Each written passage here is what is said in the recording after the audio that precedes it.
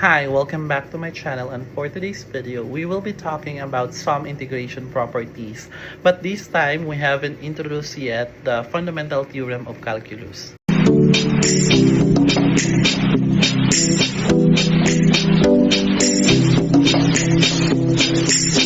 Okay, so before I'll start, I would like to provide a disclaimer that this discussion for integration does not have the introduction of the fundamental theorem of calculus first. So, ibig sabihin, for those who have studied already with the integration or the calculus 2, I guess, or calculus 1 from the other school, hindi nyo muna may expect ang idea na ganito. Yung, let's say, x to the n dx is equal to x to the n plus 1 over n plus 1 plus c, where your n here is any constant. So, wala mo nang ganun because we don't have the fundamental theorem of calculus first. So, what I'll be introducing to you is some properties of integral at which this follows directly as a consequence of the result discussion with the equivalence of Darboux integral and the Riemann integral. Now, to start, suppose we have two integrable functions, let's say the f and g. So again, they are two integrable functions. And let's say I have the r sub f and the r sub g. These are the corresponding Riemann integrals of f and g respectively. Okay, and let's assume that we have the epsilon greater than 0. And of course, by the definition of the integral, and I'm talking about the Riemann integral this case, this means that S of this one, so the Riemann sum this of f, this is less than epsilon over 2. This is whenever your P here is the partition of the closed interval AB. So, bali, ito siya pagkakasulat. Yan. Okay. Let's say X sub M yan. Also, if we would like to consider another thing, so let's say we do have another delta. So let's say this one represents delta 1 greater than 0 and another delta 2 greater than 0, and say the Riemann sum of G with respect to the tag partition. This one is yan. So ito yung definition ng Riemann integral, di ba? Okay. So of course, the corresponding partition for this is Q x sub 0 equals A. Let's say, in this case, gawin kong y to. So y less than y1 and so on until yn this is equal to b. Okay. So, this is a partition, tapos let's say the tag sa una is C, which is C1 up to Cm. Dito naman, ang tag niya is D1 up to Dn. Okay? Of course, ang mesh niya dito is less than delta 1, and then the mesh here is less than delta 2. Okay. Now, given these two information, I can have this one, the Riemann sum of f with respect to the tag partition minus this one. So this is just equivalent to have this one. Yan. Minus this.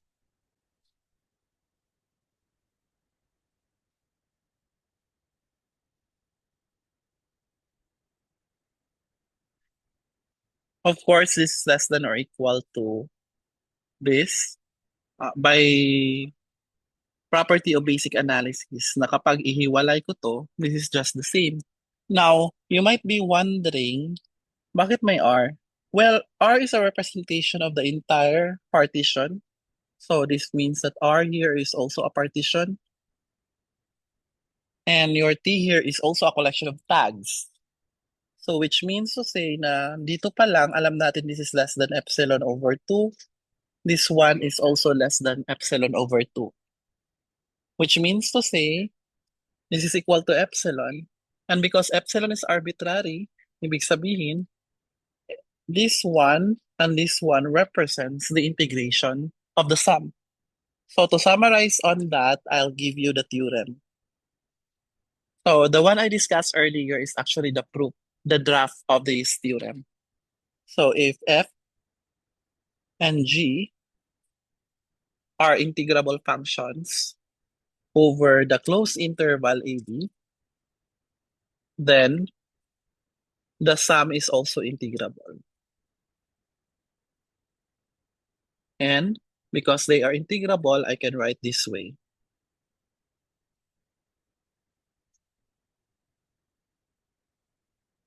Yan. So ang sum niya can be separated this way.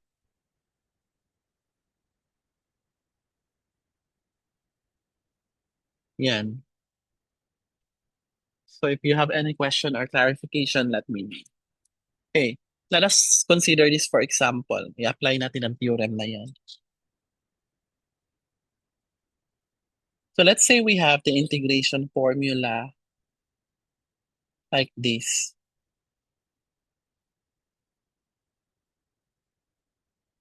Yan. And we want to compute the integral of x minus 4 dx AB. So how do we compute this? Now, using this integration formula number 1, na kapag sum sila, pwede silang ihiwalay. So I can do that as well on this example. So this means the integral of x minus 4 dx from, let's say, i-value natin to 5 to 8. So that's 5 to 8. This is the same as the integral of x from 5 to 8 minus the integral of 4 from 5 to 8. Okay? Now, because of that, dahil nahiwalay naman natin siya, and this is of this form, so we can use the formula here. So this means I have 8 squared, that's for the b, minus 5 squared over 2 minus, sa 4 naman, that's 4 of 8 minus 5, and that's equal to, this is, kayo na bahala, it's arithmetic naman lang to. This is 39 over 2. This one is 12. Okay. This should be, yeah, it's 12. So therefore, kayo nang bahala sa result, then that will be the integration value. Now, suppose naman, f is integrable. So it's a different story, but this time it's again, f is differentiable, and let's say our k here is a real number, but it's a non-zero real number. Okay. Now, for every epsilon greater than 0, there exists a delta 1 greater than 0, such that, okay, this is by definition of the Riemann integral. This is the sum of fc1, ci rather, x sub I minus x sub I minus 1, I from 1 to n, minus the integral of f of x dx from a to b. So sir, bakit summation ang nakalagay dito? Well, sabi natin on the previous video, di ba, that the Darboux integral is the same as the Riemann integral. So in this case, I use the concept of Darboux. And this time, this is less than epsilon over absolute value of k. Sir, bakit ganyan? So, although I have explained this already from the previous video, sabi ko, ulitin ko, you can actually get epsilon if you want. Epsilon over 1 million, that's fine. But because k is any real number, so isipin mo 5 million yan, so bahala na. Anything that I can set this, provided this one here is constant, that's okay. So if trip yung square yan, that's fine, that's okay. Of course, this will hold whenever your P here is partition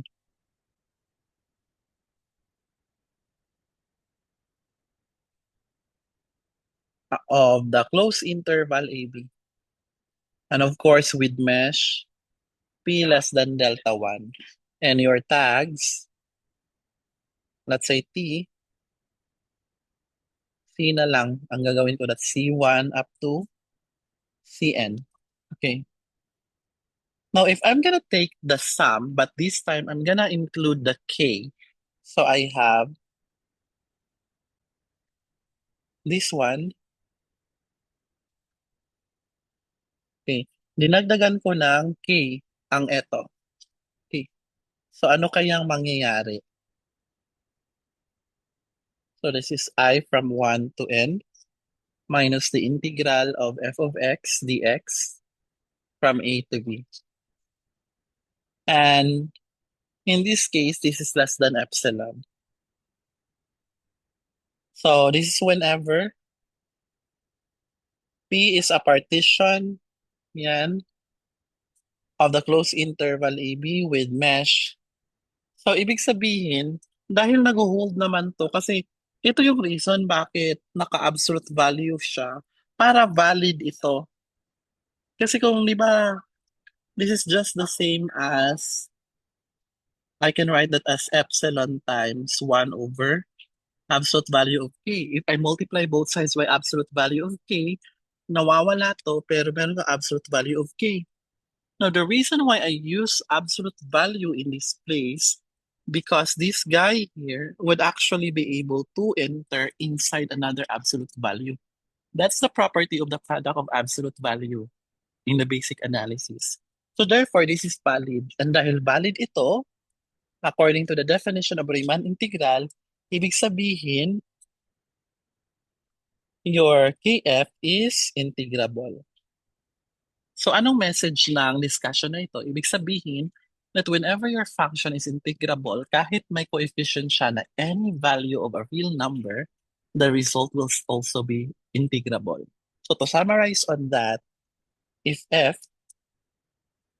is integrable over the closed interval AB and your k is a real number, then k of f of x is integrable. Yan. And because that is integrable, that means k integral of f of x from a to b dx, that's the same as the integral of k f of x dx from a to b. So, ibig sabihin, this formula is totoo. Kasi na-discuss natin dito and it actually gives the proof that this one holds. Okay, let's try this for example. Balikan natin yung example kanina. Okay, balikan natin yung example kanina. But this time, eto lang. Okay, so that means, kopyahin ko yan sa baba. The integral of of x dx from 5 to 8, di ba? So ito yon. Well, the result, na-solve na natin yan kanina, that's actually 39 over 2. Assuming my arithmetic is correct, paki-check na lang. So in other words, if I'm gonna have the integral of 2x dx from 5 to 8, di ba this is the same, yung diniscuss nating theorem, this is the same of this, di ba? Yan. So ibig sabihin, alam na kasi natin yung result niyan. So that's 2 times 39 over 2 na lang. Ganun na lang kadali. So therefore, the answer is 39. So if you have any question or clarification, please let me know. Okay, the next one is I'll give you a theorem. But this time, I'm not gonna provide you detailed properties kasi sobrang haba. But rather, I would refer you to my book, The Calculus 7. So, doon ko sinulat yung proof na yan. Medyo may kahabaan. But the message of the theorem says only that if f is integrable over the closed interval AB, and let's say your AB being the interval, it contains C. Yan. So there is a C in between. Then F is also integrable over AC and CB. And the integral of this is the same as the integral of this one. So, ibig sabihin, pwede mo siyang putulin. Provided na integrable na talaga siya sa buong interval. Tapos, in that interval, pwede mo siyang hatiin such that ang paghahati is based sa point na nasa loob ng interval. So, how do we illustrate that? Bali, kumbaga, ito siya. This is the AB. So, given that your f is integrable entirely on this interval, kapag meron kang c dyan, so ibig sabihin, this part here is also integrable, another part here is also integrable, and the integral of this plus the integral of this is just the entire integration. Okay, so let's consider, for example,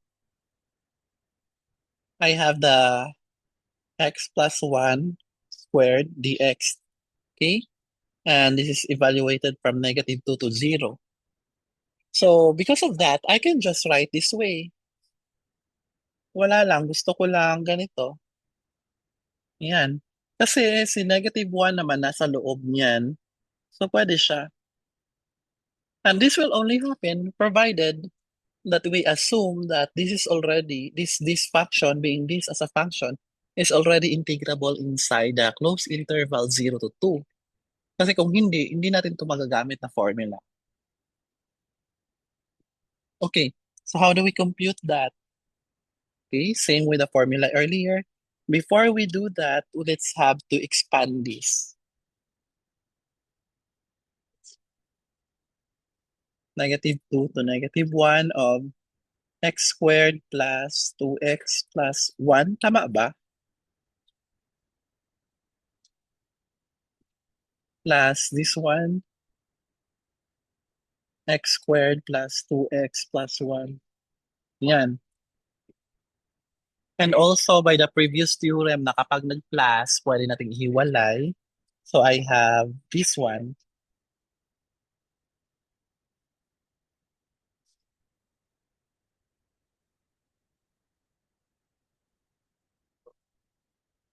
Yan.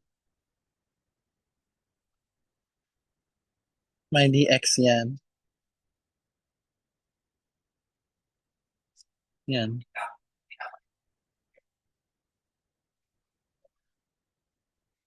Tapos eto, di ba, constant naman to. Ina-discuss na natin to before. So pwede siyang lumabas.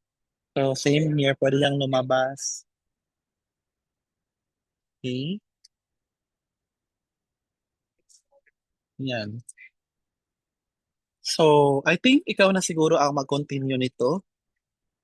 Okay. So, I will leave this to you as exercise. Kayo na bahala mag-continue. Provided your arithmetic is correct, then that's correct. Kasi ang processing lang naman. Okay, so another discussion that we have to provide here bago tayo makarating sa fundamental theorem of calculus is if f and g are integrable functions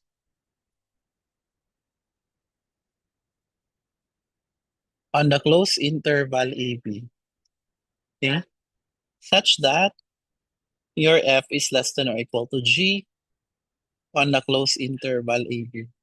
Then, the integral of f of x dx from a to b is less than or equal to the integral of g of x dx from a to b. So, ibig sabihin, If originally your f here is less than g, then yung integral nila corresponding is ganun din. The integral of f is less than or equal to the integral of g. But that will only be possible whenever these two guys, the f and g, are initially integrable on the closed interval AB. So sa same sa closed interval AB lang din sila. May i-compare.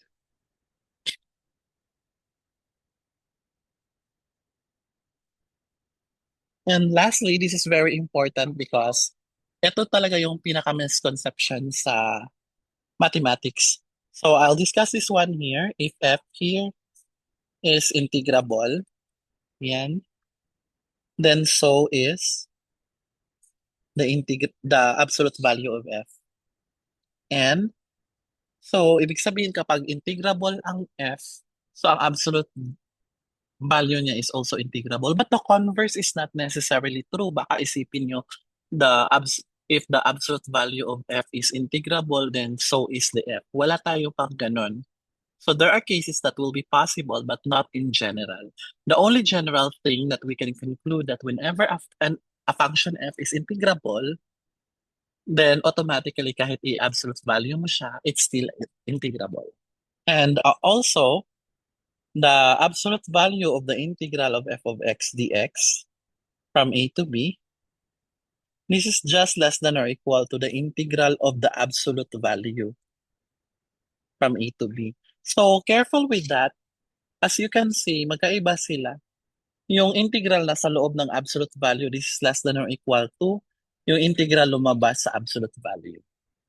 So let's say, for example, we want to estimate the integral of the function, let's say sine x, over the closed interval 0, pi over 4. Yan. Okay. Now, as you can see, ang sine function, this is actually increasing. Increasing siya on the closed interval, this one. How are we so sure? Now, as you can see naman kasi, pi over 4 is 45 degrees, di ba? So from here, habang nakahiga pa lang, so when the value of sine is 0, so that is 0. Pero habang umaangat siya, tumataas din yung value niya. Okay? So this means this sine function is increasing with a maximum value at, so this is increasing with maximum value at x equals pi over 4. And the value for, and that's all for today. Thank you so much for watching. If you have any question or clarification, please let me know so that we can discuss on that. Or you can comment down there if you have any questions. And for those who are new to my channel, please don't forget to subscribe so that you'll be updated on a lot of videos that I will be uploading soon. Thank you and have a great day.